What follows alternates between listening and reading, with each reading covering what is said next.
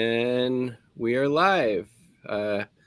Hello, everybody, and anybody out there just going to have a awesome chat and conversation tonight with independent left news or indie left news. And so welcome to the stream and welcome to the channel. If you just wanted to independent left news or indie left news, and hearing an echo. So welcome to the stream and welcome to the channel. From you? Hearing an echo. What's going on there? From you?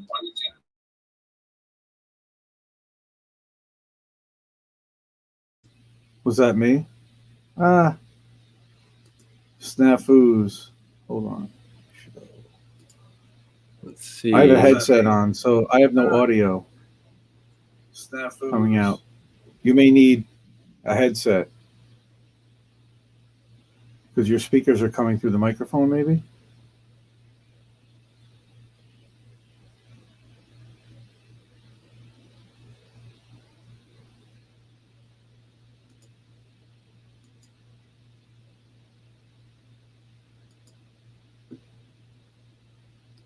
I can't hear you right now, but I'm talking. I'm guessing you can hear me? Yeah, I can hear you. I was just saying, I can't hear you right now, but I'm talking. I think you need to have headphones on. I think that's the deal. You're getting feedback from your speakers.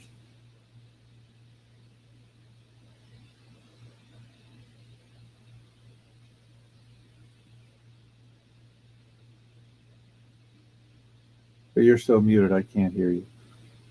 You can text me in the chat. Okay.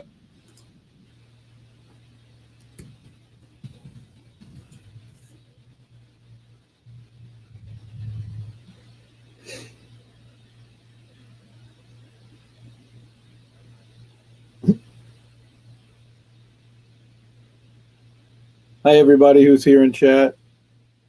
I'm guessing I'm not muted. Yeah, you're not muted. I can hear you. Cool.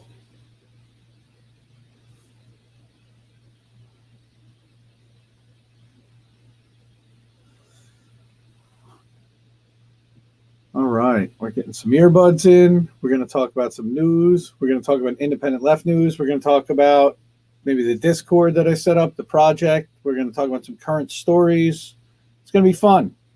Hope everybody hangs out.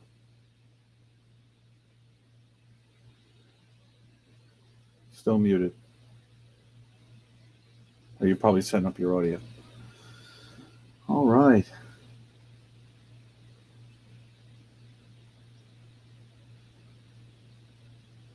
This is what happens when we do it live, right?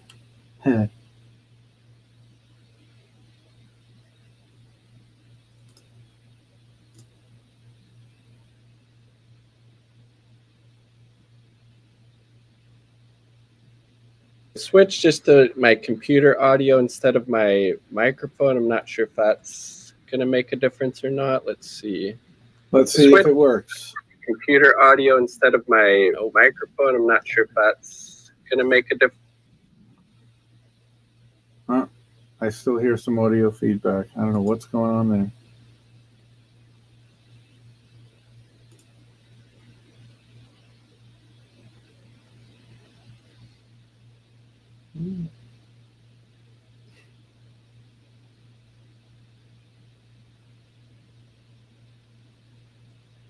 Got anybody?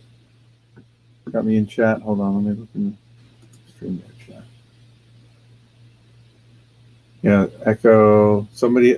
Somebody. Does somebody have the YouTube window open? And maybe you just mute it if you have the stream open on YouTube Live. That might be where you're getting feedback from. I don't.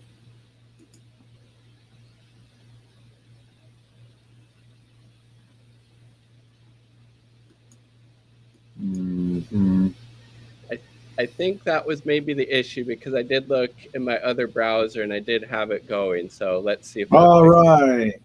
There we go. Perfect. Yeah, no feedback. Okay, beautiful. Thank you. Huzzah, huzzah. So Huzzah, actually, he's amazing. set up a bot way back when I was setting up my Discord in September. I noticed in the Action for Assange Discord that they had a bot that would alert for live streams whenever somebody did a live video with the word Assange. And Huzzah actually, so I'm like, hey, can you set that up and put that in a channel in my Discord? And sure enough, we've had the Assange live stream a channel ever since. And it's the only one that I keep alerts turned on for my Discord because it tells me if you go live or if a bunch of different channels go live, and it replaces the YouTube alert system.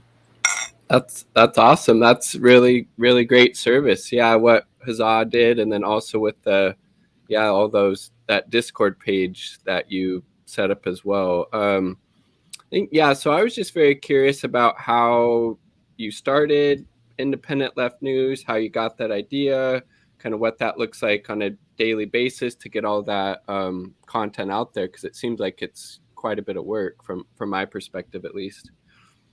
Sure. Again, I appreciate being on the show. I'm a fan. I've been watching pretty much since like since the March for Medicare for All. I think you did like a live stream after that, and I think I saw it said my first live stream. I was like, wow, that's pretty cool. Let me check this out. And then you cut some really good segments, and I was so impressed with all that. And everybody I've shared it with has just been terrific.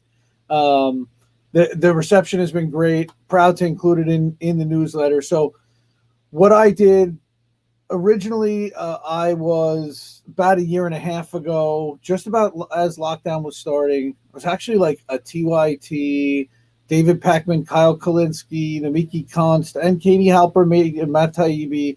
I was a fan of a lot of these different shows, and I was kind of looking and noticed that there was no place to find all of them from one central place. You'd have to go to YouTube, and you'd have to go to Twitter. And even still, you'd have to make lists and really kind of aggregate yourself. And I'm like, well, first, I'd like to see all that for myself. So I created a site to do that. And then it just kind of snowballed and grew. And I evolved in finding all these different outlets and channels and learning about what other channels were up to and how different organizations were funded, and looking at who's reporting from an unbiased perspective, who's not. Trying to keep that list pure. I wouldn't call it pure, but free of advertiser influence and free of corporate ownership and billionaire influence, because it's really hard to find independently sourced news today. That's why I set it up, and I really set it up on the heels of Bernie getting knifed and realizing the power of the propaganda of corporate media. That was really, I was so angry about all of it. And I just got tired of watching it and sitting on the couch and said, you know what, let me find this stuff and share this. And I know that none of my friends and family were seeing anything like this because they're watching corporate media and corporate news, quote unquote news. I call it infotainment. And so I started finding all this stuff and sharing it and putting it into a newsletter. I created a separate page. Originally, it was called Progressive News Daily. For about 6 months. Started with a Twitter and a website that aggregates. So I use a framework and an aggregator where you can put in some feeds and list some YouTube channels or some Twitter feeds, or put in a Twitter list, and it will pull in anything that anybody on that list shares automatically. It's a really cool service. And then they have a premium version for I think it's $10 a month, where you can upgrade and brand it and customize it and make it unique to yourself and remove all of their branding. And I paid to upgrade it. Nice. I thought it was well worth that. And after about a few months, I discovered Discord. I started watching Richard Medhurst streams, and he's fantastic. And he had a Discord. So we got all invited into his Discord, and we started playing around with that. We did a voice and video chat. We're sharing links. We're chatting, and I'm connected now to people from France and England and Germany and from all over the world. It was a phenomenal connector to really engage and connect on a one-to-one basis. And friends that I still talk to almost on a daily basis to this day. That was over a year ago. Oh, wow. And then, so realizing the kind of community that you can build, I also saw the power of automation with the Discord server in allocating and aggregating news because it has the power to use bots to scrape and grab this stuff. The YTD, there you go. There's Hazard talking about it right now. Hey, Black in the Empire, welcome. Thanks for coming on in. So we set up. So I started to play around with this Discord. Somebody once said to me, "Hey, could I get?" She was a Kyle Kalinske fan, and she wanted a channel that automated in Kyle's new videos in Richard Medhurst's server. They're like, "We're never going to set that up for you here." I'm like, "Well, I'll set that up for you in my server." And I just had a server that was bringing in, my tweets basically. And then I had the light bulb went off. I said, "Wait, if I could do this for Kyle, I could do this for like a bunch of people and create like almost like a shopping mall of content." Yeah. It can be organized by streamer or by outlet. And that's how I set up independentleft.gg. So I started to register. So originally, again, I was going to do Progressive News Daily was going to be the website. Independent Left News was going to be the Discord. And the Discord's kind of like the website on steroids. I'm like, that's too confusing. So I just rebranded. I said, the truth is that the progressive really is meaningless at this point. Mm-hmm. Nancy Pelosi and Jim Clyburn say that they're progressive. Yeah. So it was kind of fitting. I saw the writing on the wall. I said, I'm not really progressive, though I have progressive ideas. I'm really more of an independent, and I am left leaning. So it made sense to rebrand as Independent Left. Even the logo has significance. The bird was from when the bird landed on Bernie's podium. That was inspiring, and it's pointing to the left and signifies freedom, and it's inside a heart, which is for Medicare for all. So there's a lot of symbolism behind the logo that I made, which I made in Canva. I signed up for a free Canva account. And I make a lot of graphics in Canva. Nice. And so a lot of the stuff you'll see on Instagram or on YouTube or anywhere was just produced with a Canva account and just pulling in from the newspaper and the newsletter that I create, and now that updates twice a day. Okay. Now, what's really cool about this aggregator site is that it gives you the ability to move stories around and reprioritize them. So once one is published and a new version is published every morning and evening at around 8 p.m. or 8 a.m., I then go in and manually move the stories around based upon what I think are the most important stories of the day, what I think people will want to read and what people should be seeing, what outlets should be spotlighted. And I try to mix it up as much as possible and really cover a variety of stories that I know people aren't hearing about on corporate media, like the Nabisco workers strike, or like the Line 3 protests, or like what's happening in Flint, or like what's happening. I mean, stuff that you cover on a daily basis, which is why you're included in both the newsletter. And then a couple of months ago, I decided to start a Substack because the newsletter really is like a fire hose of content. Yeah. And there's 75 stories and 75 videos twice a day. Nobody could absorb all that. I don't even watch all that, obviously. I can't. But I try to move stuff around and looking at headlines, and I do click on a lot of the articles and I read through and I could see who some of the top writers are. You get a feel for some of the people like at Common Dreams or In These Times, who some of the top people are that consistently show up in the top 5 because they really have good stuff. And they're conveying our feelings out there because there aren't many people that are voicing this standpoint in this position. They don't want to piss off advertisers. Yeah, no, that's a really good point, and thank you for going into the whole kind of backstory and background of how this got started. So was this, I know you said this kind of started after, Bernie got knifed in the back. Was this 2016 or after the 2020 election cycle? This was actually after 2020. I was still pretty much in with TYT for most of the 2016, 2018. I worked on Justice Democrats very early. Was researching New York 14 before AOC was even the candidate. Then, when they were still merged with brand new Congress, and then they were told, no, you can't recruit both Republicans and Democrats in the same organ. You need to split. So they did, and originally brand new Congress was going to go after Republicans, but then they realized there were no uncorrupted Republicans that were going to challenge the establishment. It was hilarious, right? So I did do some volunteer stuff. I donated to a lot of the campaigns and a lot of the progressive campaigns. I volunteered and made phone calls, did text message campaigns, joined the Slack, saw what I could help with marketing, and then. Yeah, about 2020, early 2020, I started this newsletter. And that was right about the time lockdown happened, which coincided with having a whole lot of time at home and not really going out much. And rather than just watching TV on the couch, I would even watch TV on the couch and just kind of move stories around and start sharing it into Facebook groups and on Twitter. Then I started an Instagram account and it started to snowball. And now we're on every platform you can imagine. It's great. And it's we have volunteers that have just love what we do also, and they step up and they offer to help, and it's absolutely terrific, really.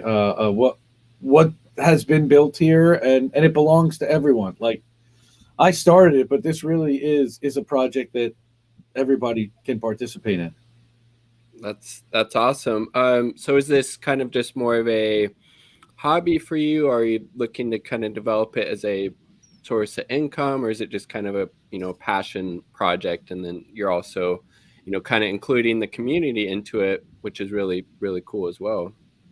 Yeah, I'd say it's more the third. I do have a full-time job that gives me the benefits and the salary and takes care of my family, thankfully. And this is what I do in my quote-unquote spare time when I'm not spending time with family. And I would be consuming this anyway, even if I wasn't. Yeah. And that's the thing. Like, it's nice if people want to pay and support. I have a Ko-fi and a Buy Me a Coffee page and a Patreon. And I have a couple subscribers on Patreon, and very, very happy and so thankful for all the support. I actually am a premium and Patreon subscriber to most of the streamers that are covered in the newsletter and a lot of the newsletters as well. I try to support independent media myself. I unplugged from corporate media. I don't have a cable subscription. I only have an internet broadband subscription, and my money goes to supporting the streamers and the YouTubers, the Rockfin channels. I'm a big advocate for the crypto-based video platforms, Rockfin and Odyssey. I think that's a great alternative to the censorship that's happening on YouTube. Yeah. So we can certainly talk about that as well. I've seen that happen to a lot of people out there. Yeah, no, I think that's really interesting point of discussion. And I was kicked off my channel for a week on YouTube because me and my kid made this video calling out these anti-masker people outside the school board meeting in Tennessee, but even just calling that out and criticizing these people for not wanting to look out for the best interests, of the kids in the community. Like, that was too much for YouTube. So I got a strike and, it was suspended from the platform for a week, and just how much power these big tech platforms have to really engage in censorship, and how, like, if you consider yourself on the left or progressive, that, we should really be calling out this type of censorship. And I think, honestly, like, free speech absolutism, as long as it's not calling for violence or hate speech, then it should be free game. But as we can see, that doesn't apply to Facebook, Twitter, Instagram. They're all kind of beholden to these corporate interests, as well as beholden to the kind of US empire, and how the Biden administration is wanting to censor stuff on social media that goes against, what they think is, the correct view as far as like COVID and vaccinations and all that stuff. So my perspective is that I think the best way to combat so-called misinformation is allow people to digest opinions from across the spectrum, give them the information, and I think people, for the most part, are intelligent enough to be able to decide for themselves what is actually, separating the truth from lies. That, do you kind of share a similar opinion? It seems like. Oh yeah, I think again, the answer to wrong speech is correct speech. You know, that Yeah. if people want to say what they want to say, that's fine. But the misinformation label is dangerous. This is Russia produced content is certainly dangerous. You know, when are they going to start saying that this is produced by State Department Right. propaganda? I mean, Yeah. Bellingcat should certainly have a label under anything that it produces. Yeah. Yeah. Or even, frankly, The you could, BBC. yeah, or CNN or MSNBC, basically more or less just mouthpieces for the State Department, All of them. I mean, and why do you think that defense contractors advertise on their networks? It's because Yeah. they're buying off the unfavorable coverage. Yeah, exactly. Yeah. So you're not, obviously, mainstream media, you're not going to see anything from a anti-imperialist lens. You're not going to see anything from a anti-capitalist lens. That's, obviously true for Fox or CNN or MSNBC. That's why I think it's so, important to, support places like Independent Left News and all of these different, sites and content creators that you platform on there, because they're never going to get that type of opinion or perspective from mainstream media. And in fact, if people's only source of information is mainstream media, then they're going to be viewing the world through this very, very narrow lens when there's so much happening outside of it. That's why it's very important to get your news from these independent, unbiased sources that aren't impacted by corporate influence or their financial backers. Even places like the Intercept, it seems like I don't know how really independent are they when they're owned by this billionaire who has some kind of questionable stuff that he wants to get accomplished. So just really, really thankful for Independent Left News and all of the different content creators and news sites that you platform on there. Let's see what and then I guess I'm Yeah, pretty there's curious. like, it's funny because there are, again, not very many sites where you can find all this in one place. And I've had a Yeah. bunch of people say, I discovered this outlet or I found this streamer because I started Yeah. watching your stuff. And that's exactly why I'm doing what I'm doing. I want to broaden the tent. There are so many new up and coming young channels, young streamers, great uncorrupted outlets that don't get the visibility or airtime. Now, Judd Lagoon, Popular Information, for example, he's recently gotten the airtime because one of his reported stories, which is all about the funding behind what the corporations are doing behind the Capitol riots, Okay. and are they funding the representatives that voted to not certify the election or not, and then are they holding to their word? Are they doing what they say they were going to do? And so a lot of the corporate media has picked up on that reporting because it's convenient with their narrative, which is that they want to make funding the police, the Capitol Police funding popular. And we know that they already did it, but now they have to sell it because they got a lot of backlash from it. So we definitely saw that happening. There's so many, and I'm just happy that people are discovering all these amazing outlets. Truth Out, Common Dreams has probably, in my opinion, the best collection of writers overall.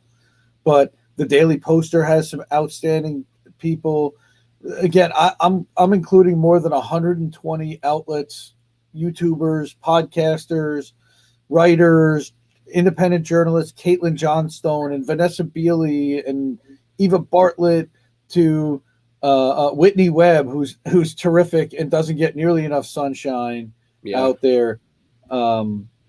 Chris Hedges and Richard Wolff and all of the co-op stuff that they talk about. There's so many angles that are really never discussed. The MMT people that get no sunshine at all. So I try to be a haven for all of them.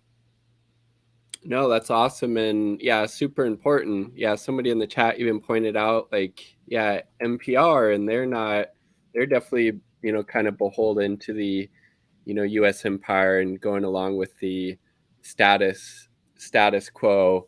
So very, very interesting and super important work that you're doing.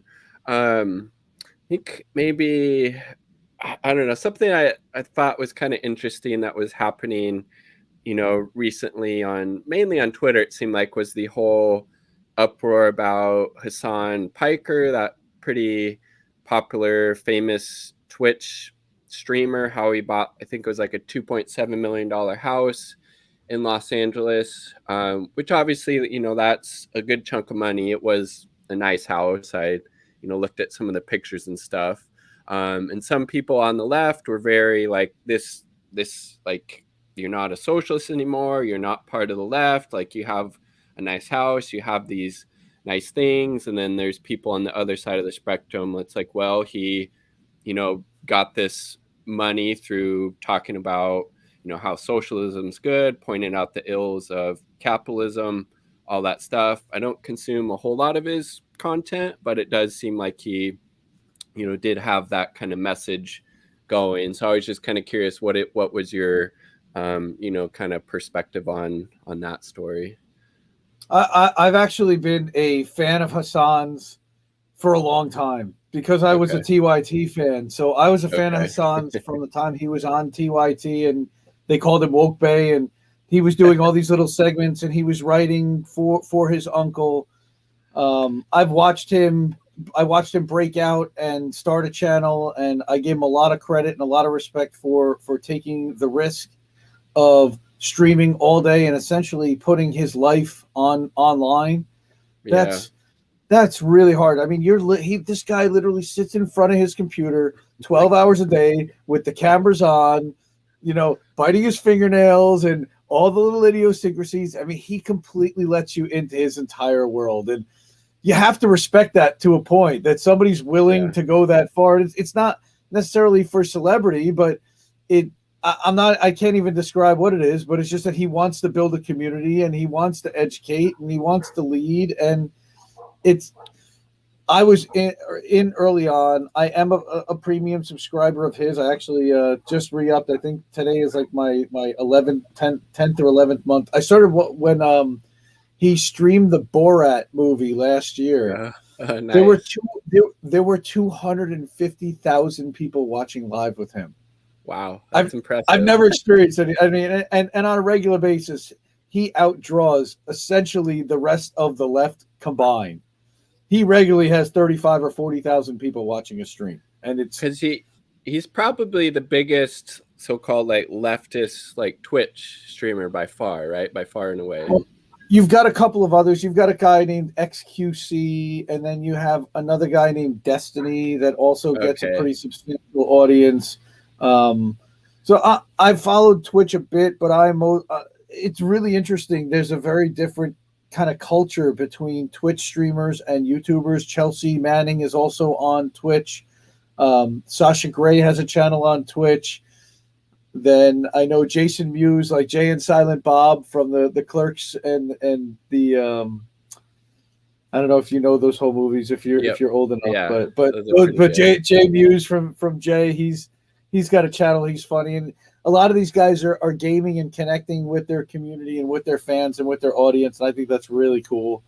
And some of them are also using it to talk politics while they do it.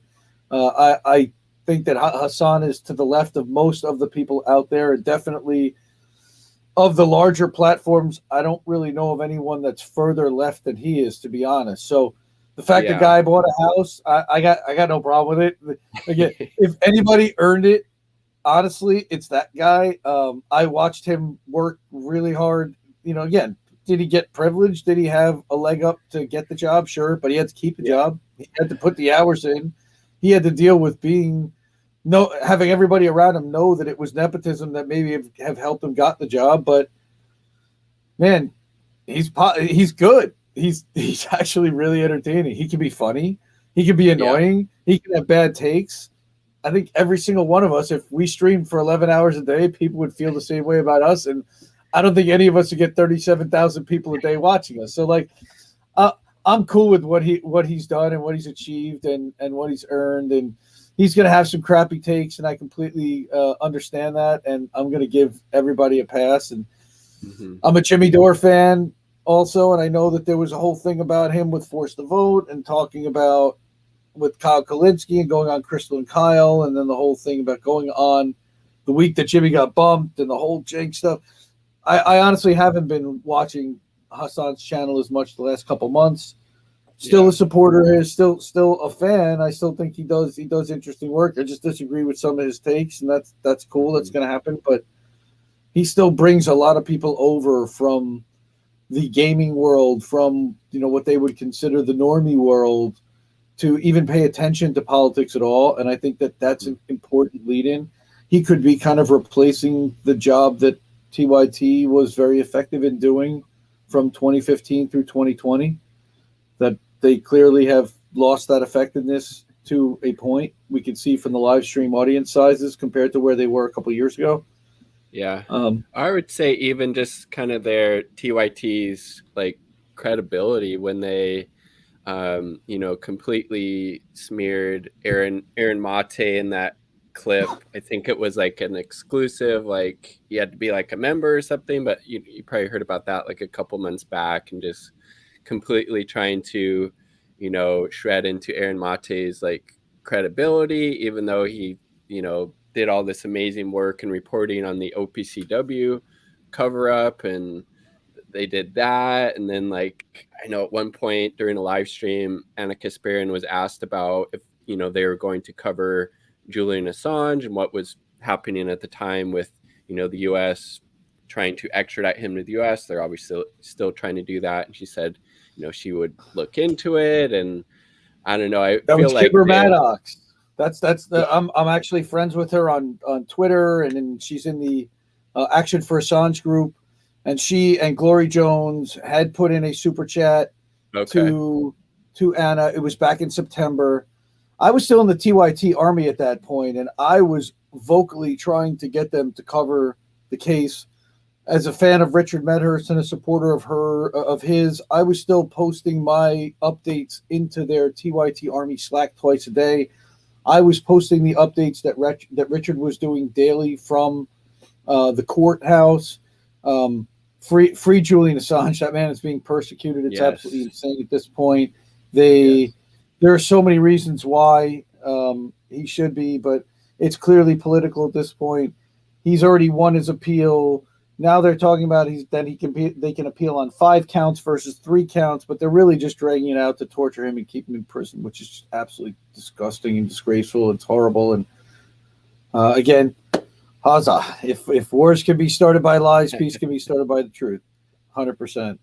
Yeah. Don't say nice new shirt to Hassan. I'm reading the chat right now. Totally with you. Desert Mantis. Yes, Cenk is his uncle, so you can understand where he's coming from. He's got personal stake in all of this, because how's he going to go to Thanksgiving dinner? I completely understand. It's family. If it were your uncle, how would you feel about all this? Even if you're friends with Jimmy and you respect Jimmy, and Jimmy was like a mentor to you also. And again, he was friends with all these people, just like Kyle. It must be super hard for these guys. And again, how much nobody feels bad for them because they have pretty big platforms and whatever, but in the end, they're still just people, and they still just have friends, and that stuff's tough to deal with when you're talking about personalities and egos, and it's tough. Yeah, I mean, it definitely seems like, I don't know, it's never super into TYT, but whenever they got that money from Katzenberg, what was it, like 25 million? It definitely seems like that kind of influenced them. I mean, how could it not? I think there was even this Los Angeles was trying to pass these anti-homeless laws, basically homeless stuff. Criminalizing homelessness. And there was a clip from TYT. Anna Kasparian was calling out this anti-homeless law that had been implemented in Las Vegas a couple years ago. It's just being this horrible thing. So she was on the right side of that issue. And then Katzenberg, he was wanting to criminalize homelessness in LA, met with all these city council members, and then she comes out and is on, that side of the issue. So I just think, again, if you're taking $20 million from this, very wealthy, powerful figure, how is that not going to change your outlook or perspective, even if it's not, an explicit thing? It's like, well, like, this person's actually, wants to criminalize homelessness. They gave us all this money. We probably want to get some money and funding from them in the future. So maybe we'll change our tone a little bit, on that issue. Do you think that money maybe had some impact on TYT and their politics? Some of it, but what I think that the bigger thing was Cenk running for Congress. A couple of things happened when Cenk ran for Congress and decided to run for Congress, and the first thing was that he handed over executive producer role to Anna Kasparian, and now she decided the stories that were going in every day, and she decided the direction of the show, and it clearly changed. Okay. They also spent a ton of money to develop the TYT app, and that definitely cost money. It was groundbreaking. It was revolutionary. It was copied by Fox News, which then built the Fox Nation app, essentially copying what TYT did, was building their own infrastructure to distribute their content in a iPhone/Android app. And I don't really know of any other lefty news channel that has attempted anything like that, with the exception of the Opt-Out app, which is a project that's been put together by Alex Koch and Walker Bragman. And they're kind of doing what I'm doing. And what they did was they went to a bunch of different channels and said, we want to feature you in a weekly newsletter. And eventually we want to build out an app that will funnel in all of your content, similar to the way that the Independent Left News website works. I don't know how often they plan to update it and how frequently that's going to update. But there needs to be more stuff out there that's aggregating independent news, and that's fighting the corporate algorithm. Even Lee Camp a couple months ago came out with a site called radindiemedia.com. That's another site similar to mine, but that is just a website at this point, where you can find podcasts, where you can find videos, and you can find articles that are fed in. Very similar. I think it even has fewer sources than mine. A lot of the same overlap.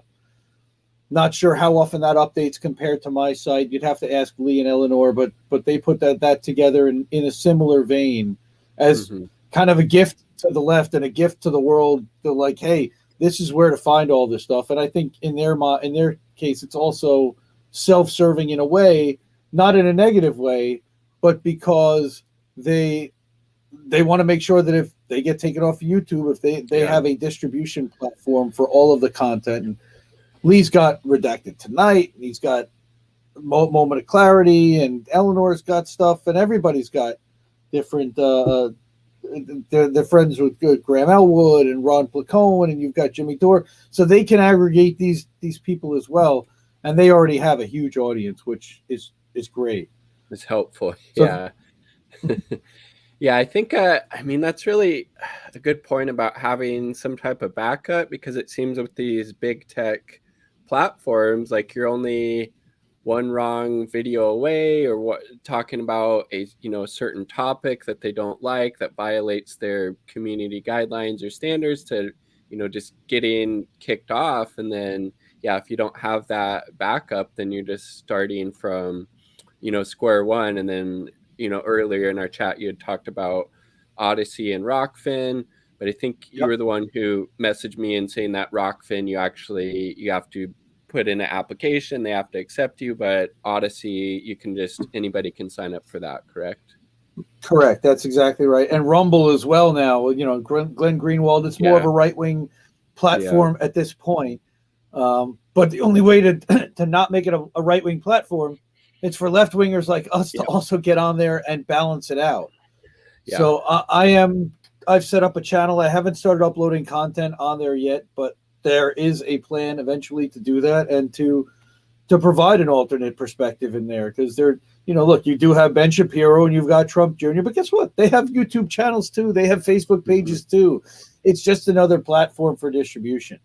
And the key to platform distribution in today's world, especially in today's censorship world, is to make sure that you can't be taken down no matter what. Yep. That you're on every platform, which is exactly what I've done in building out a newsletter and a Substack, Discord, Twitter, Facebook, Instagram, YouTube, Odyssey, Vimeo. Vimeo is another video site, as well as Daily Motion, where you can upload videos to. Telegram, and you can create a channel for distribution on Telegram, which goes right on people's desktops and phones. And then, of course, you've got the blogging sites, Patreon, and Buy Me a Coffee, and Ko-fi.com, so that people can actually leave you a tip and support your work as well. And then you've got Blogger and WordPress, of course. I don't do WordPress. It's such a pain to maintain. But there are these blog sites. Glory Jones publishes to a crypto-based blog site called the Hive blog, which is really interesting. I'm going to start looking at that. But that takes a lot of time just to manage and maintain all those different platforms and keep them looking consistent, keep content fresh on all of them, and keep things pushing to them. Again, I also have a Twitch page so that when we go live, I co-stream with KRTD Media.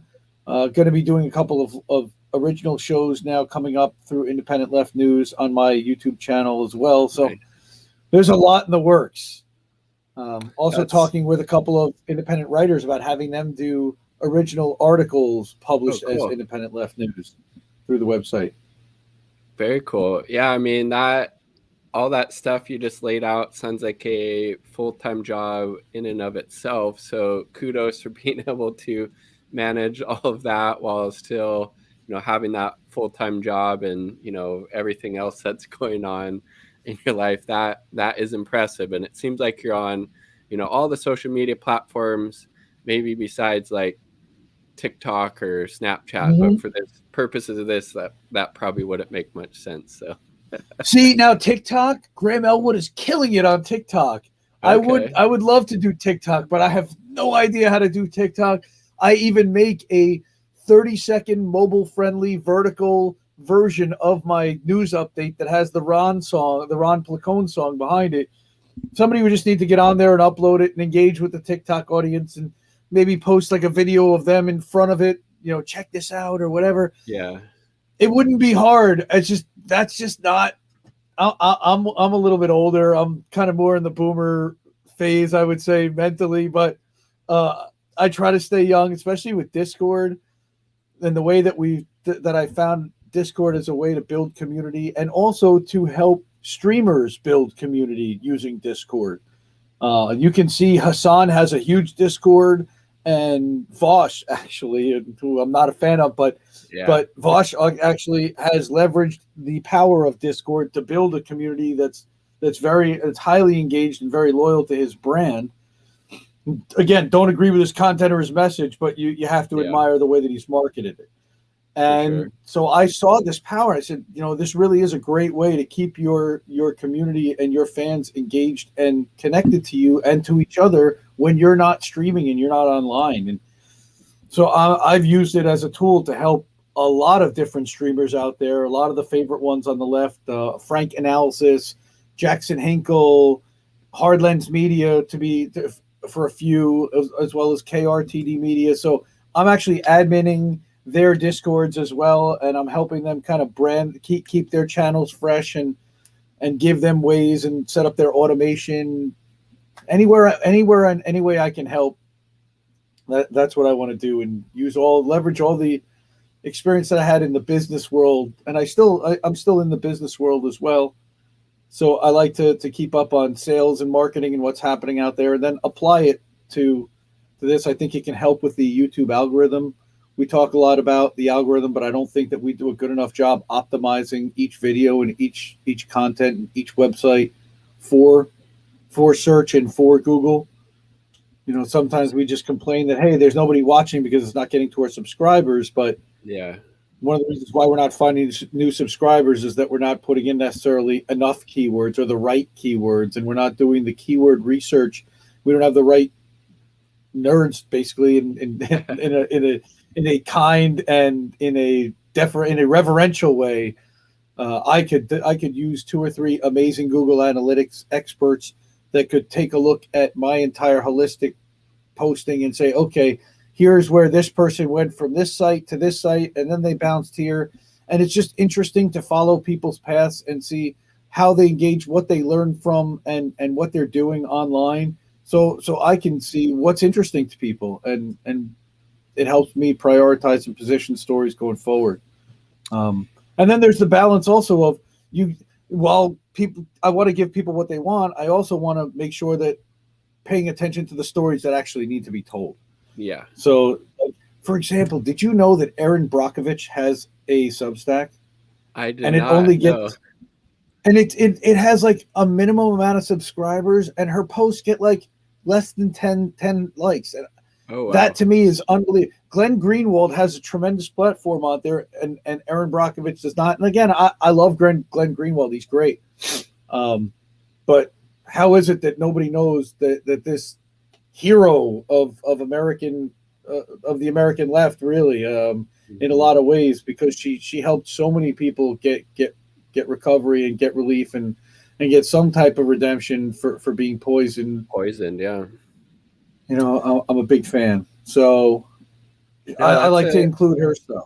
No, that's awesome. And like you said, like the importance of being able to find these different ways to be able to, amplify the content from a leftist perspective is like really important. Do you have anything like concrete things that, people could maybe implement as far as like keyword searches or anything around that to help them be able to, spread their message a little wider and reach a bigger, audience?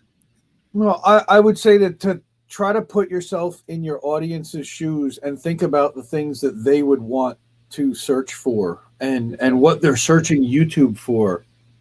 And you can do, and there are keyword tools and free keyword tools out there that Google provides to you that will tell you what's trending and what people are looking for. So if you type in a search term, it will give you related search terms, and it will give you a guide as to some of the other things that people might be searching that are similar to what you typed. And Gotcha. it's leveraging tools like that, and a lot of that stuff is out there for free. There's actually a great resource, the Google Analytics Academy.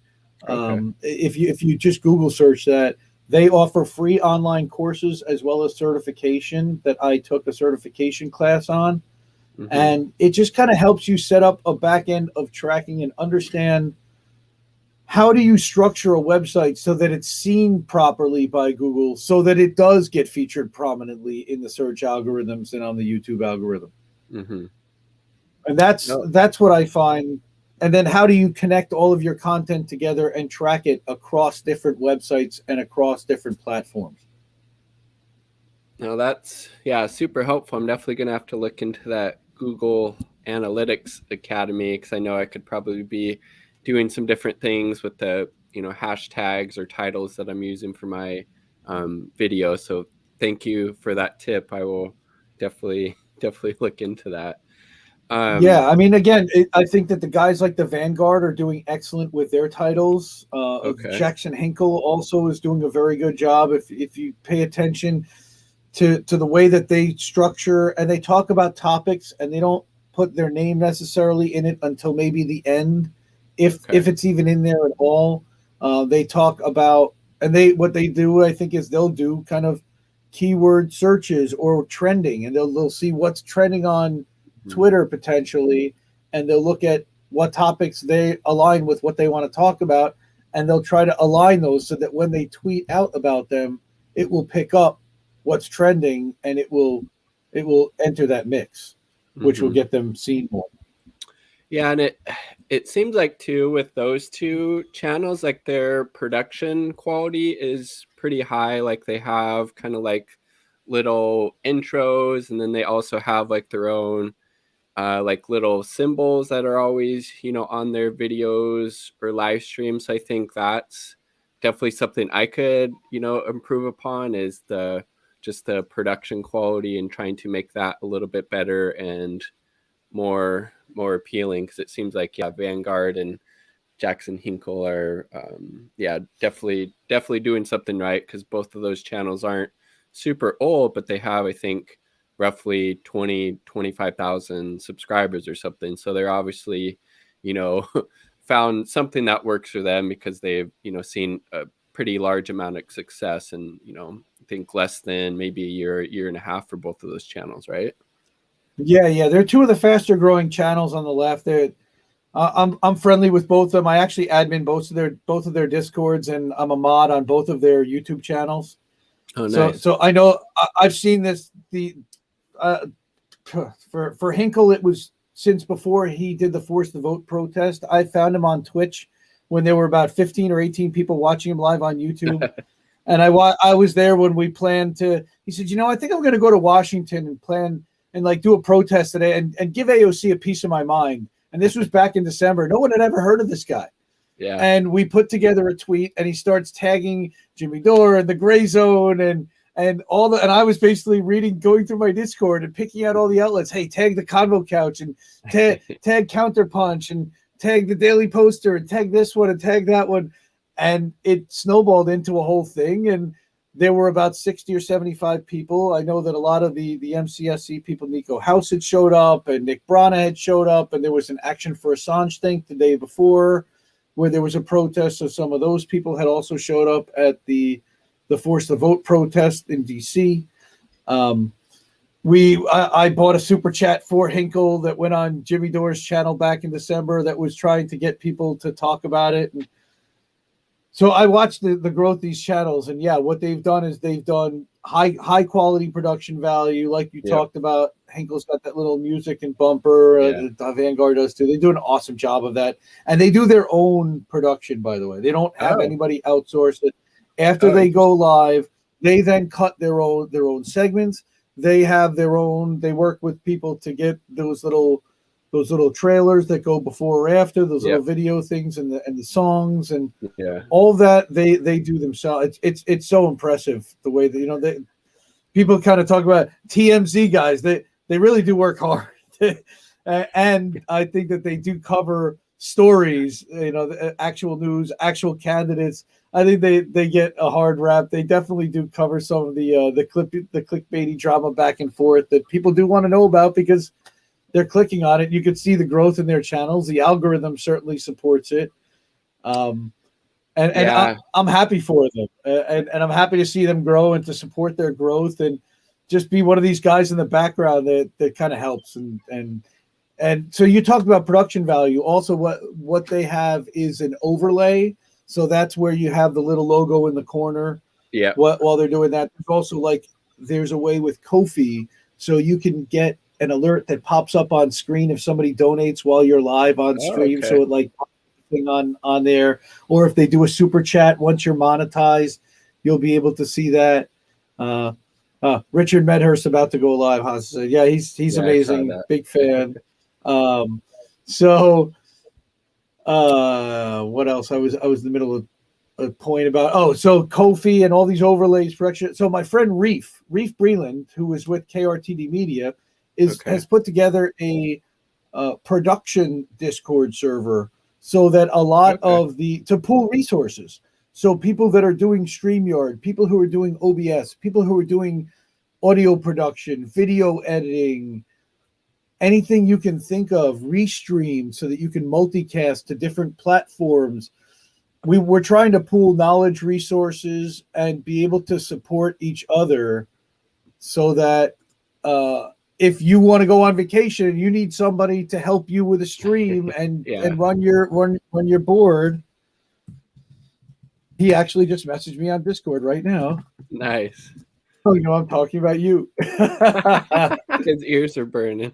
Right? Your ears must be burning. So we're trying to pull knowledge and resources together. He's asking for a link. I got to send it over to him.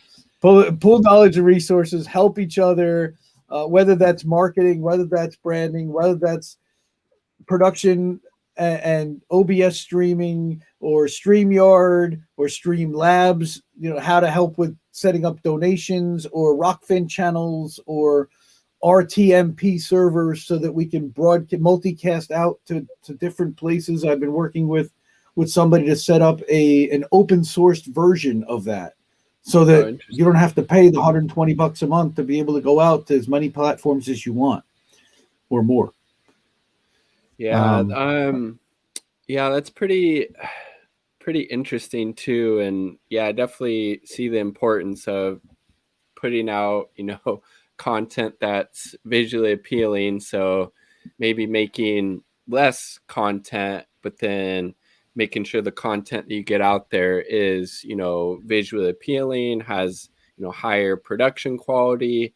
And then also, I like the point you made, sometimes you do need to get that clickbait stuff out there to, get traffic to your channel, but then also maybe cover some other important stuff, because you had mentioned earlier, the importance of, covering topics that you think are important, but also, topics that aren't being covered by the, mainstream media as well.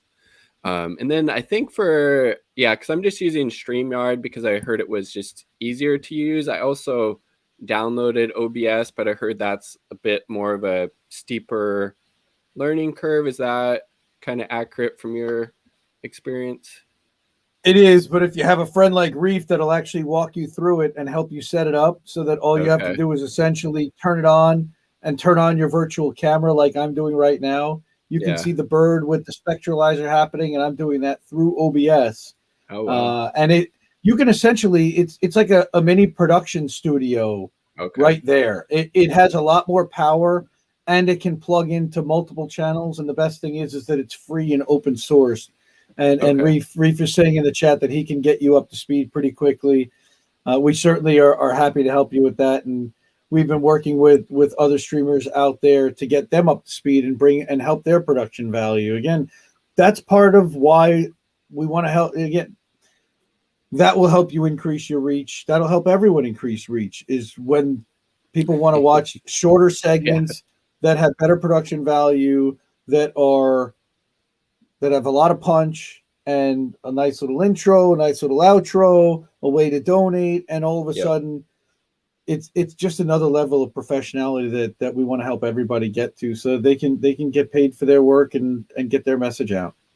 Yeah, because I usually, for the videos that I post to YouTube, unless I'm doing like a live stream like this, I'm just using like the QuickTime player that came on my laptop and just using like the screen and movie recording. But obviously there's not a whole lot of like, I don't know, necessarily like quality or high kind of production value going into that. So if I could figure out how to make videos through OBS, then have like the intro, then the bumper, and then like an outro, like I think that would be super beneficial. I'm assuming like that's how like Jackson Hinkle or like the Vanguard, right? They're probably doing something similar, and then like you said, just going back in and kind of adding those chunks in, right?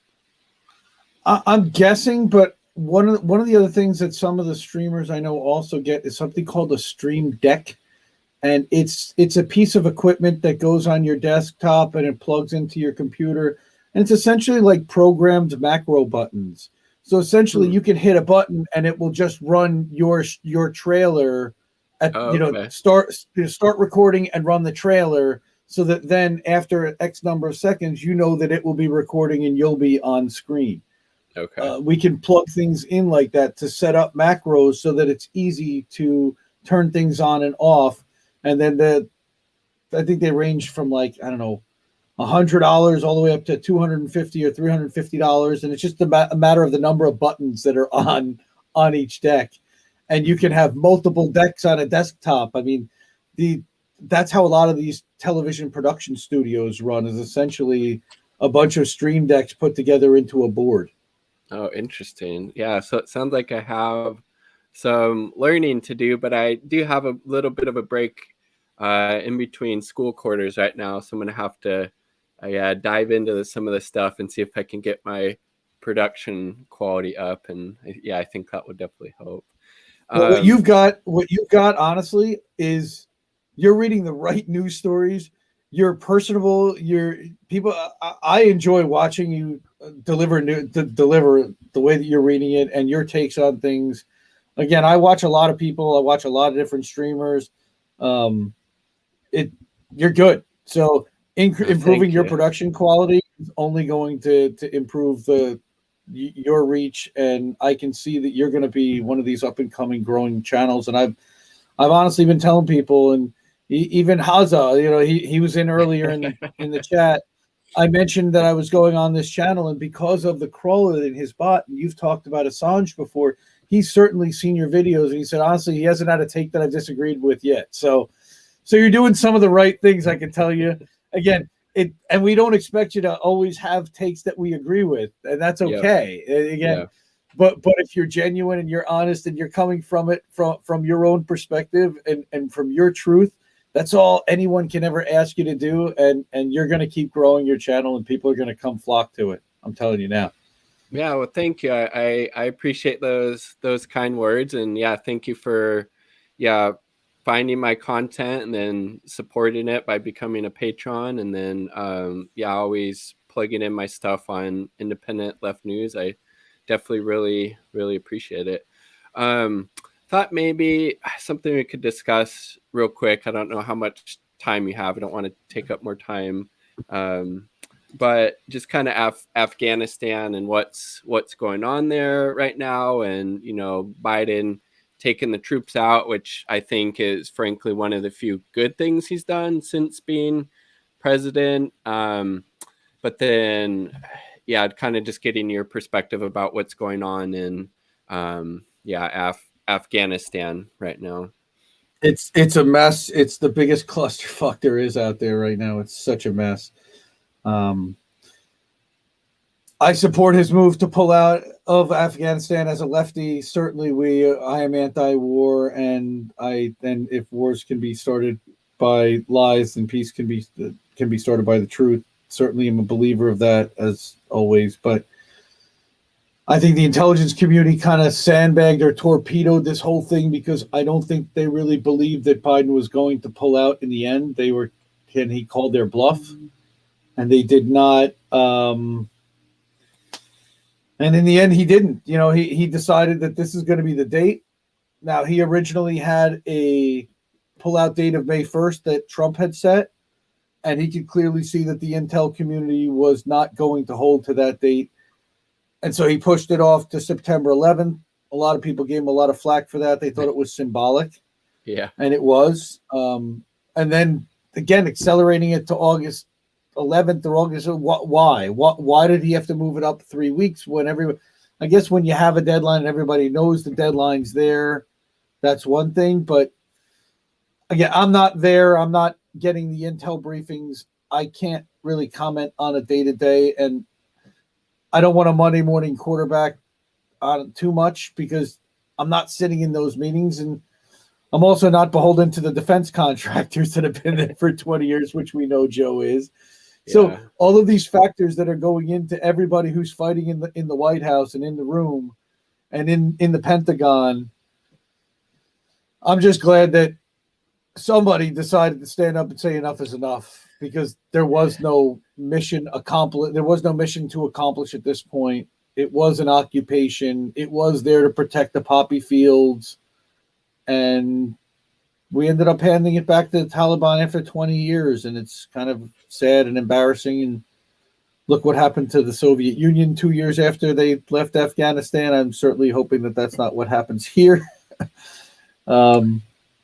Yeah, I mean, it's kind of. I feel all the things. I feel all the things. All the embarrassed, feels. sad, angry, relieved that we're finally getting out. Happy for the soldiers that won't have to go over there and serve. Awful for the ones that went over there and were wounded or worse. For what exactly mission, we're still not 100% sure, other than to get the defense contractors really wealthy and private mercenaries like Eric Prince phenomenally wealthy. Yeah, it's like, was it like 2.5 trillion, something like that, we spent in Afghanistan, and that equals or equates to about 300 million a day we've spent there for 20 years. I just think about how many schools or hospitals or jobs that didn't concern, bombing or killing people overseas, that could have created, like, either doing good things in Afghanistan or doing good things here in the US. Like, maybe, since people that are against universal healthcare, they say it's so expensive, like, okay, well, we could use that 2.5 trillion to put towards giving people healthcare here in the US. And yeah, I definitely am pretty surprised, frankly, that Biden did this. I know Trump had kind of talked about it, and maybe if he had been reelected again, it would have happened. But it kind of seems like he felt the kind of pressure from the military-industrial complex to not do that. Because I know when he was in office, he had actually talked about getting out of Afghanistan, but nothing really happened.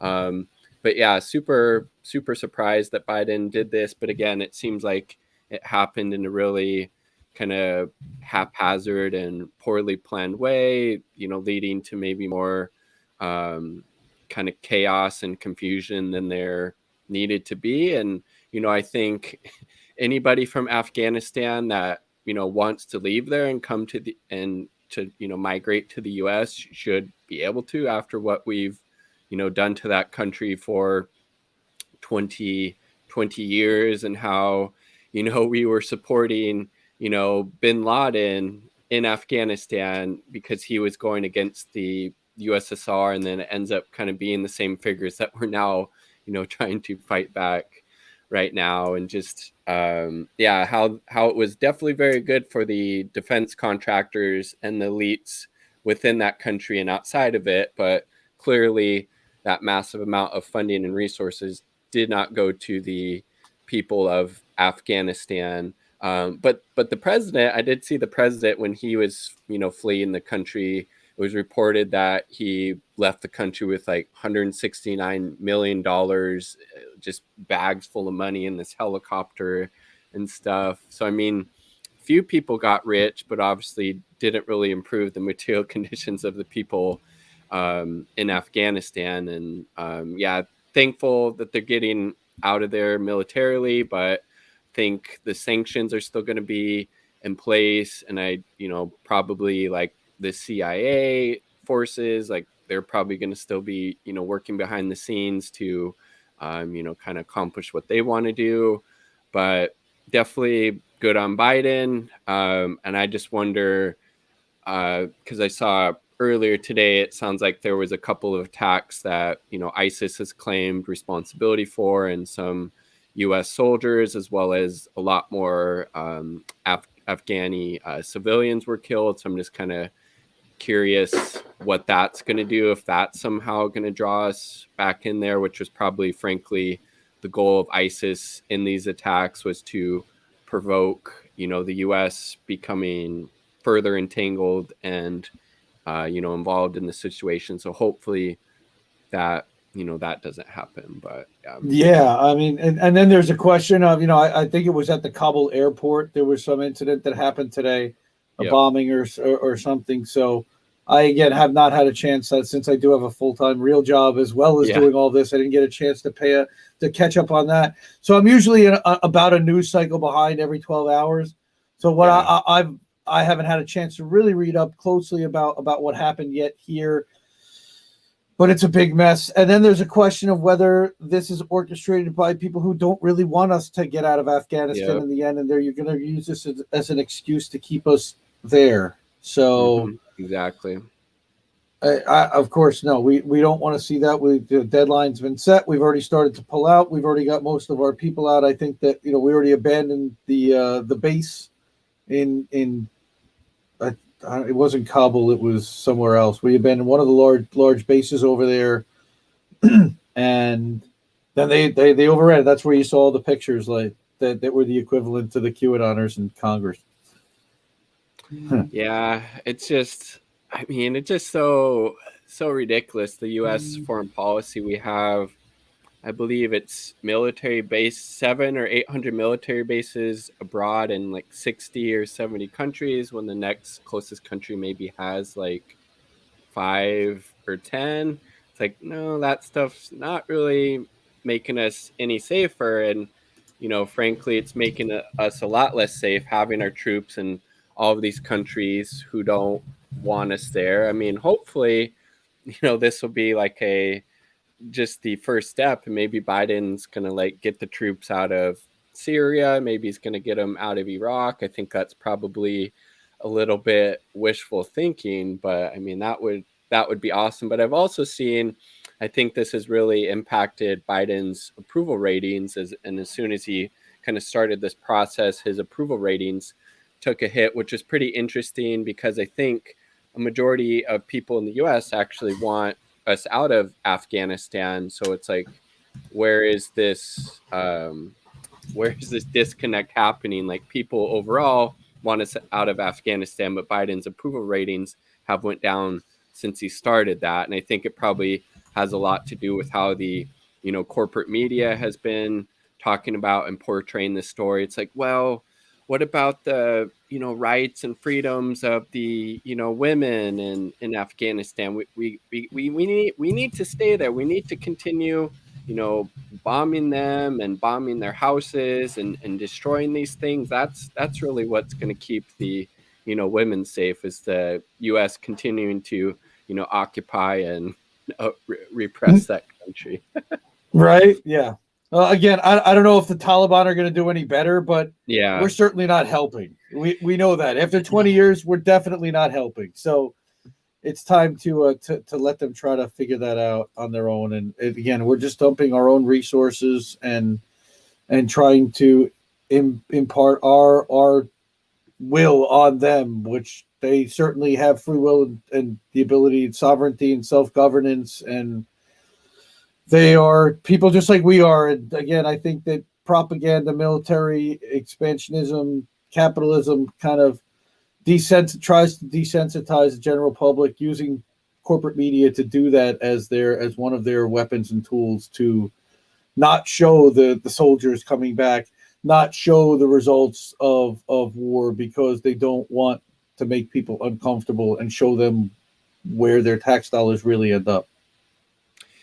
Yeah, and it just makes me think of, obviously, I think there was, several thousand U.S. soldiers who were killed, or probably tens or frankly hundreds of thousands of, Afghani people that were killed, the massive amount of, money that was spent on it.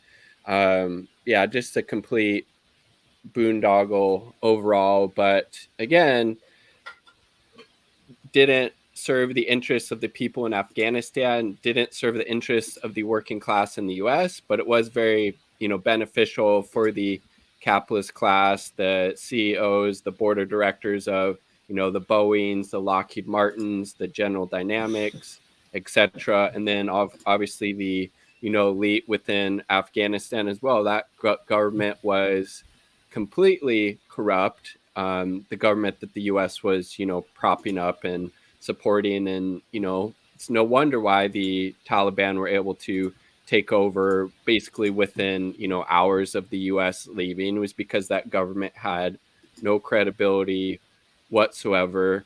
So I mean, again, this scenario was going to happen at some point. It was just when it was going to happen, and Biden finally kind of decided to rip the Band-Aid off. But again, I think it was done in a really haphazard way, and we should, take the sanctions off that country. Or I saw an article was saying these sanctions stay in place now that the US is out. Like, how is this humanitarian aid going to be able to get into the country if the sanctions are still in place? And the sanctions might end up causing more death and suffering than the actual US war and occupation of that country. So I think obviously the humanitarian aid piece needs to be there by the US. Like, we really messed up this country from being there so long, and what we did. So anybody, the refugees, the migrants that want to come to the US from there, we need to accept all of them, from my opinion. as well as, investing a lot in, humanitarian aid there as well. As long as we can get the support to the right people and it doesn't end up just lining the pockets of Yep.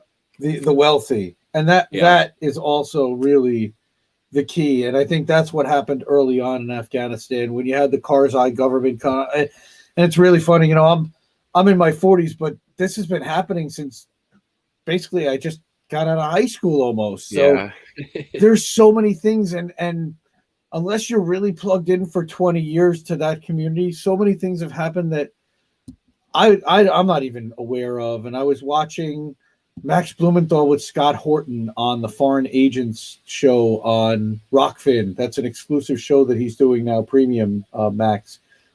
And they were talking about some of the things that the Bush administration did, some of the deals that the Bush administration made with the Democratic Congress in 2006 and 2007. Nobody's talking about that stuff anymore. Nobody remembers any of that and how that had effects on what's happening today. And a lot of it did. And it's really important to understand that background and that history. And I think a lot of the people talking about what's happening today don't really go back and look at exactly how far back we go and exactly and how important Julian Assange is in understanding today how we got there. And then of course the Afghanistan logs that came out a couple of years ago, that the papers that showed that there was no mission that was specified even to Obama, and yet we're still there. And thankfully, again, glad we're getting out. Glad we're not dumping trillions of dollars and tons of money into it. Of course, they're not going to use it as a way to reduce our $760 billion annual military budget yet. Yeah.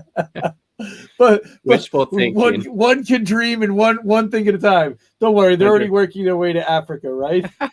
Yeah, exactly. Or just pivoting towards China or Russia, Exactly. But I saw this really interesting thing too. Like, basically, if the whole reason to get into Afghanistan was to go after the Al-Qaeda figures that were responsible for 9/11, how actually the Taliban was like ready and willing to hand over the Al-Qaeda figures that were in the country to the US, but the US decided to invade anyway. So it's like, well, that probably wasn't really wasn't the only reason that the US got into this war and occupation. Afghanistan has a massive amount of mineral wealth, obviously the kind of strategic location of it and these different countries that it borders, so it plays very kind of important geopolitical role on a number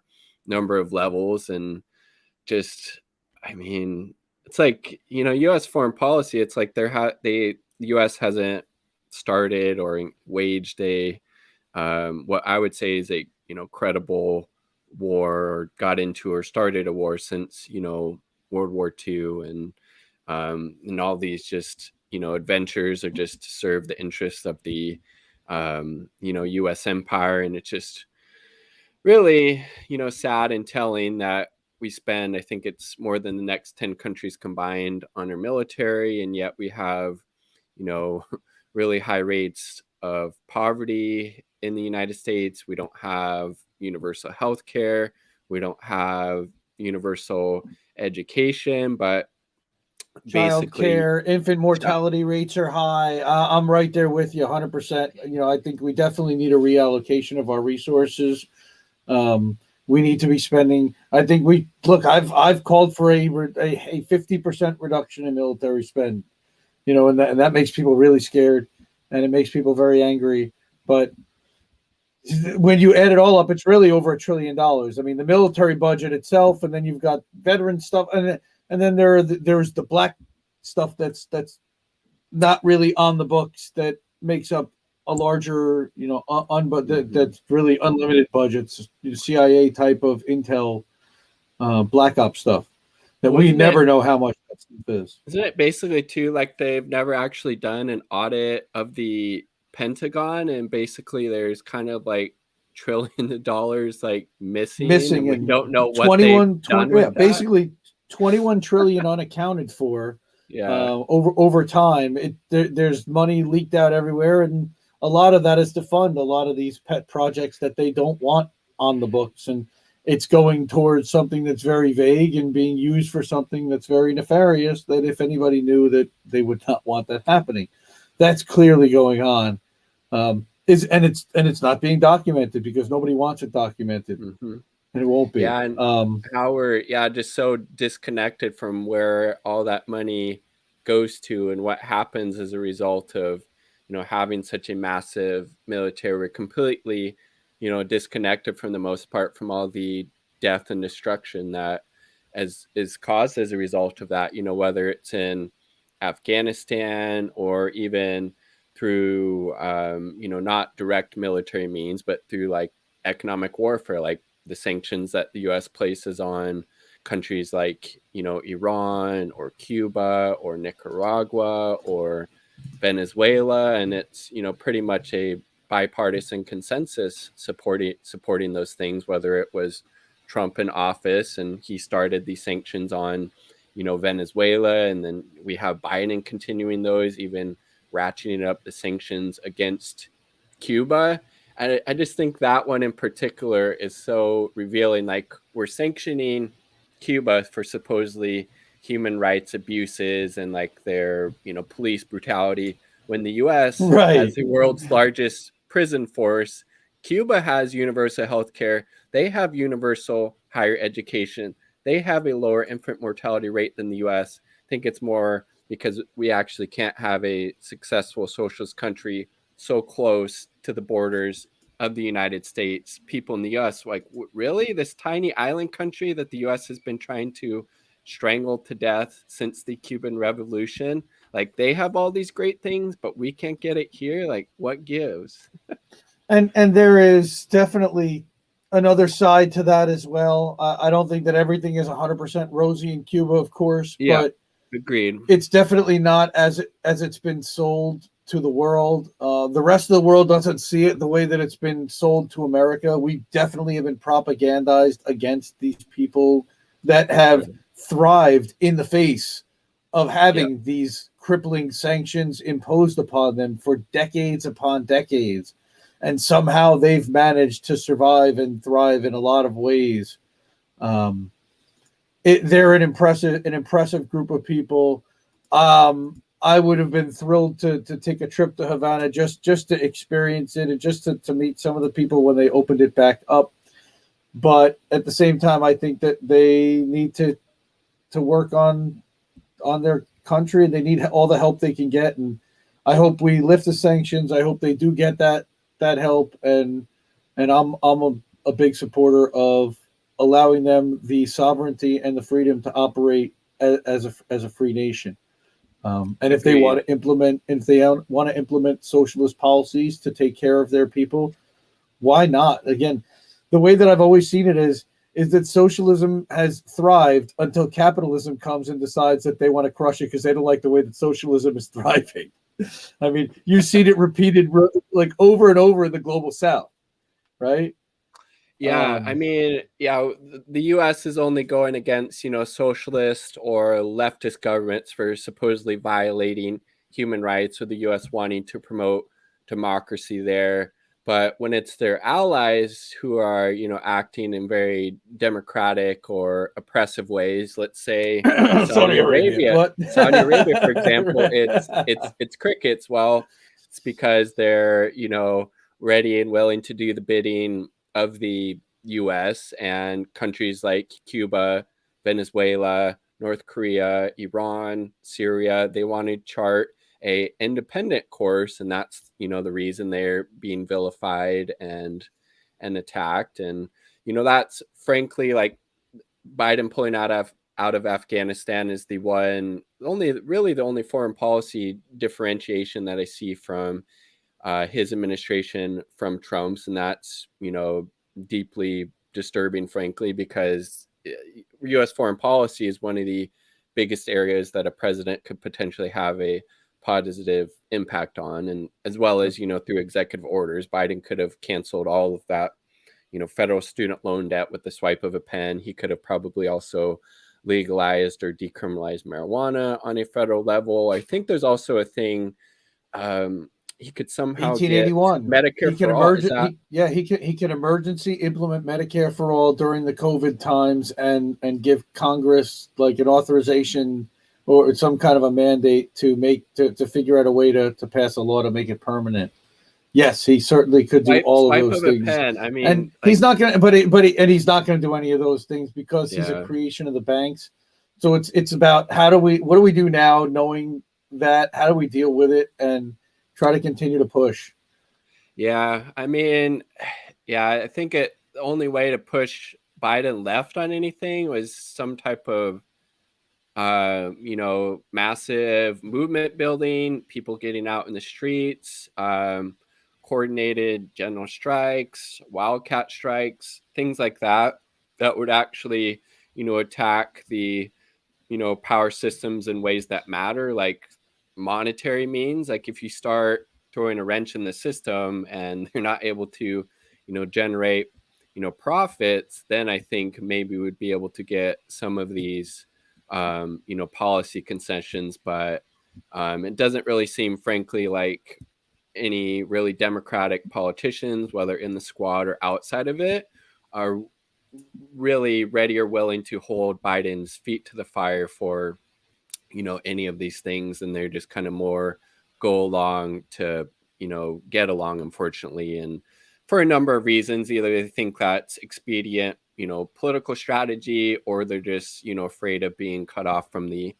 funding sources that the, Democratic Party leaders, whether it be Pelosi or, Schumer, or leaders at the DNC have. That's why I think, it's also really important to build, some type of third party to be able to force the Democrats to actually adopt, more positions that would benefit the, working class. But that's obviously give them somewhere, give the people somewhere else to go. Totally agree.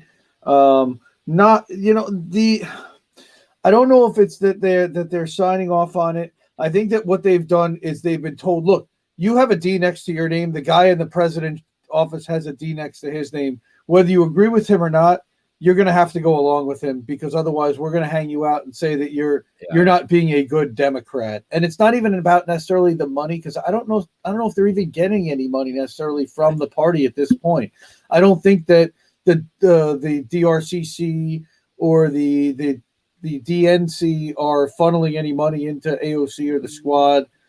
If anything, it's the other way around that we know, because we know that AOC, for example, gave money to some of the corporate Democrats, donated as much as $5,000 to them with the money that was donated to her. So quite the opposite. And it's just a matter. I've been saying since day one, they just don't want to be unpopular. They don't want to have the corporate media yell at them. They don't want to be called socialists from what they perceive to be the left. They're already getting it from Fox News and the right wing. And they're essentially looking at, they need some friends somewhere. Okay. They need a media structure that will protect them, at least in some way, shape, or form, because otherwise they're just under attack 24/7. And I understand where they're coming from.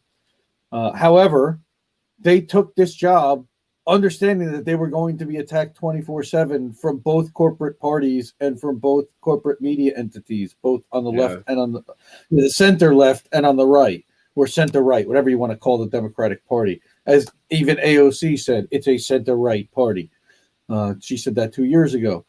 Originally, the plan was Tea Party of the left, go and blow the thing up, but not even blow the thing up, but become a thorn in the side, get to the point where you have the leverage and you have the numbers to be a thorn in the side of leadership, so that on every single bill that they want to pass, they have to deal with you. They have to give you something.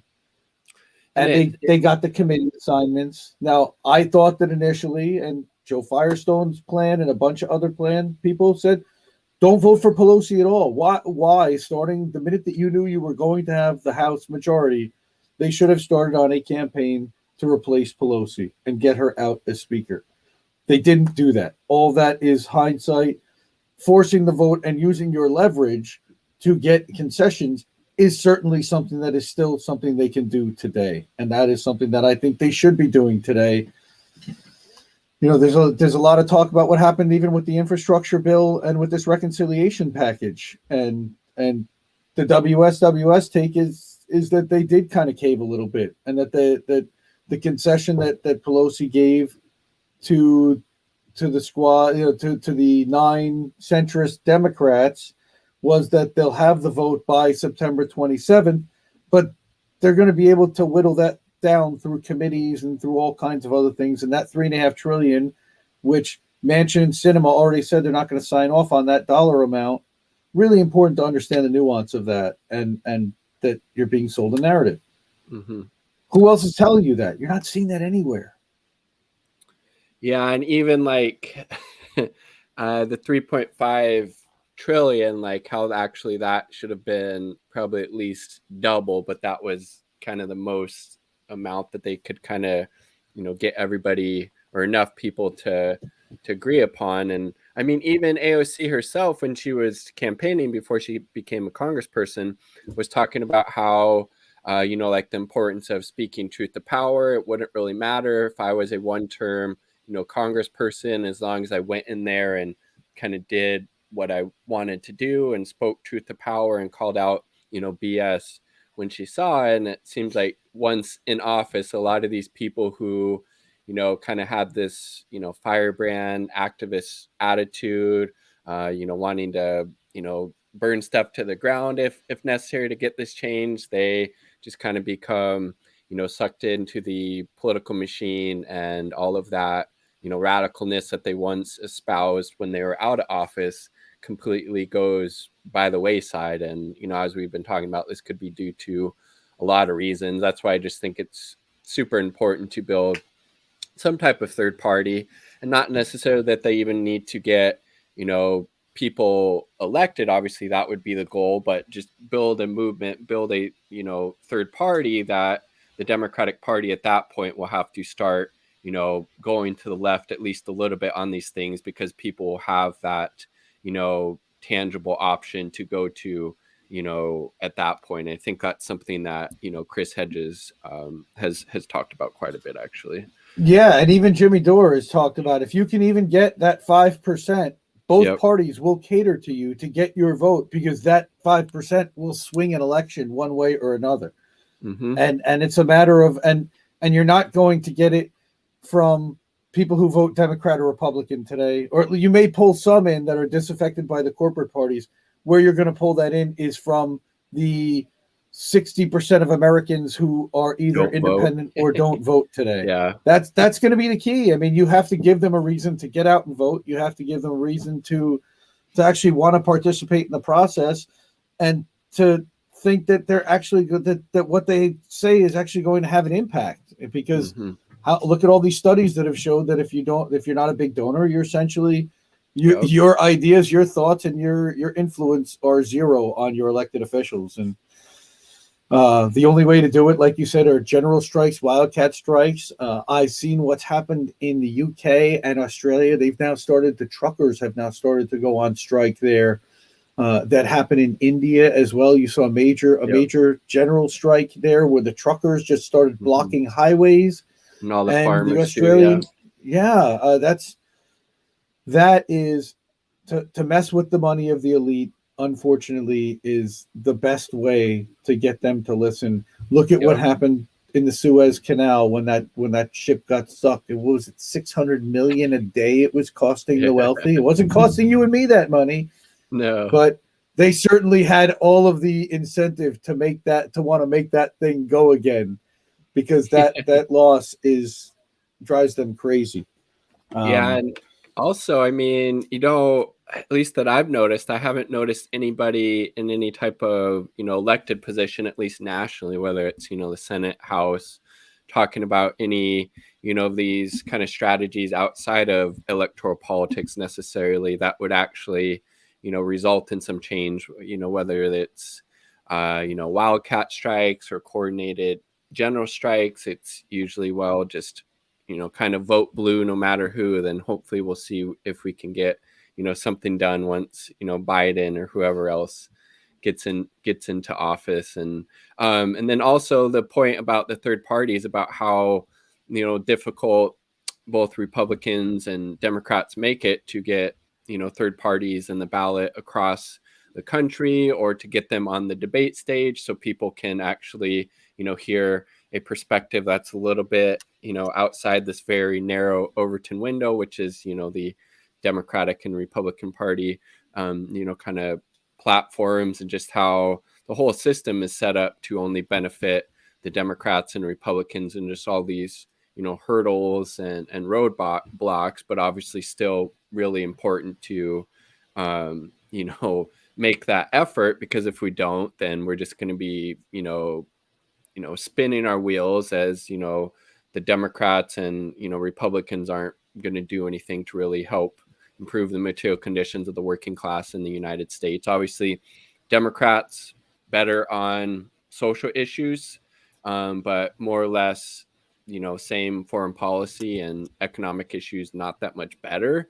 And yeah, definitely Democratic Party, center right or right wing party, and the Republicans are a far right party, as Chomsky points out. Exactly. We don't have a leftist major political party in the U.S., and I think that's definitely to our detriment for sure.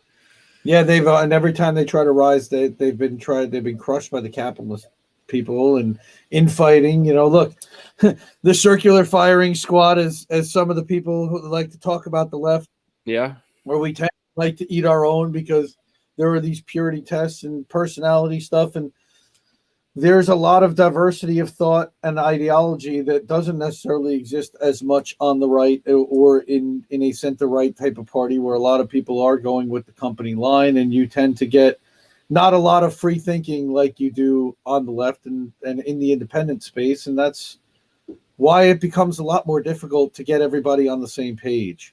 Mm-hmm. When you've got a big tent, you're going to have a lot of a variety of ideas. When you've got a narrow tent, it becomes a lot easier to get everybody in line, because everybody starts with essentially the same belief structure.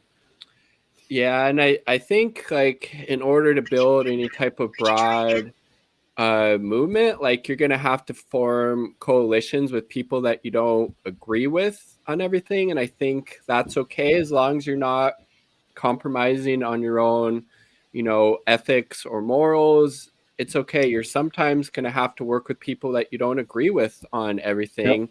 But maybe you agree with them on, getting universal health care. So you could form partnerships with them to try to, push to, make that happen in the US. And yeah, we definitely see like a lot of that infighting on the left, or the, kind of leftist firing squad. But then I also think, there's some people that say they're on the left, or they're progressive, but then they support like, U.S. imperialism, and then not freeing Assange and not even covering it. Yeah, I'm totally with you, man. Exactly. Right there with you. I kind of gotta wrap this up. I gotta go pick up some dinner with my kiddo, but this has been cool. Yeah, I would actually got to work. I got to work on the evening edition and put out the Substack. Leftist.today is where you can find the Substack. Then you can get a link to independentleft.news on there, and everywhere you can find me. Go to independentleft.media. That's like a link tree where you can find all the links to everywhere. Independentleft.news is the fire hose site. Leftist.today is the Substack, and independentleft.gg is the Discord. And I'm in there. You can chat with me anytime. Come in. I'm there if I'm not sleeping, or I'm not working, or I'm not with my family. You can basically hang out and chat with me in Discord. Awesome. Yeah, well, thanks again. We'll have to do this again. This is a lot of fun. Appreciate it. This is a blast. I really appreciate it. I, again, appreciate your channel. Excited to see you grow, and anything I can do to help, I'm always here. Just reach out. I'll come back. I'm happy to. Appreciate it. Will do. Thanks again. Have a good night. Thanks, Todd. Take care. All right. See ya.